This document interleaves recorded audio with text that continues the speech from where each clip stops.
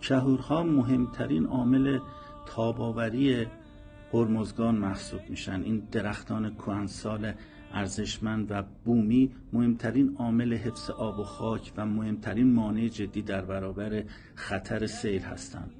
تو این چند روز متاسفانه همونطوری که تو این صحنه دردآور میبینید به بهانه حفر یک کانال برای مقابله با خطر سیل در قلمرو صنایع انرژی بر در قلمرو شهرستان پارسیان روبروی روستای میلکی ببینید چه جنایتی داره اتفاق میفته.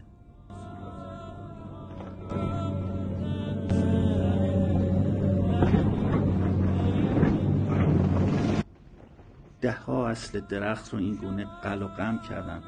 امیدوارم مسئولین سازمان محیط زیست و منابع طبیعی و نهادهای بازرسی به سرعت وارد عمل بشن و خاطیان رو مجازات کنن، هرچند که دیگه امکان جبران این جنایت متاسفانه وجود نداره.